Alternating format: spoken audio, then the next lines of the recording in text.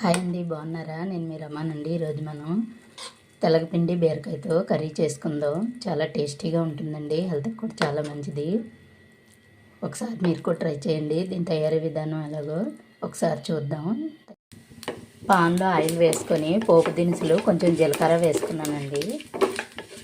ఇవి చిటపటమంటున్నాయి కదా, వేగుతున్నప్పుడు ఒక 2 ఎండుమిర్చి వేసుకుందాం. కొంచెం కరివేపాకు వేసుకుందాం. 2 పచ్చిమిర్చి ముక్కలు కూడా వేసుకున్నాము. కొంచెం పసుపు కూడా వేసుకున్నాను. ముక్కలు వేసుకుందాం. బీరకాయ ముక్కల్ని ఇలా మగ్గించుకుందాం. కొన్ని వెల్లుల్లి రేఖలు చితక్కొట్టి వేసుకుందాం. వెల్లుల్లి రేఖలు వేసుకోవడం వల్ల టేస్ట్ చాలా బాగుంటుంది. బీరకాయ తెలగపిండి కర్రీ చాలా బాగుంటుందండి, హెల్త్కి కూడా చాలా మంచిది. తెలగపిండి మన హెల్త్కి చాలా మంచిదండి. బీరకాయ ఏమో చలవ చేస్తుంది. 2 కాంబినేషను చాలా బాగుంటుందండి.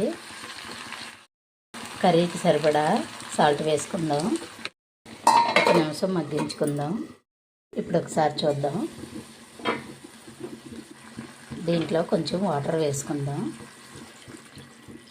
వాటర్ వేసుకొని మూత పెట్టుకుందాం. ఇప్పుడు ఒకసారి చూద్దాం.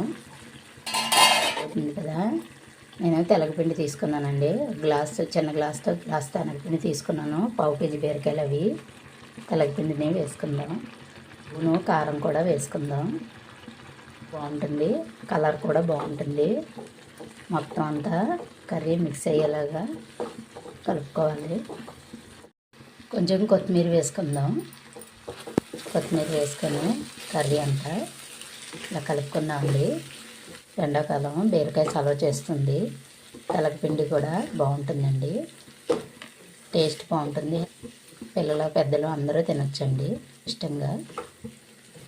అంతేనండి, రెడీ అయిపోయింది. స్టవ్ ఆఫ్ చేసి డిష్ ఆఫ్ చేసుకుందాం. మీరు కూడా ఒకసారి ట్రై చేసి ఎలా వచ్చిందో నాకు కామెంట్ పెట్టండి.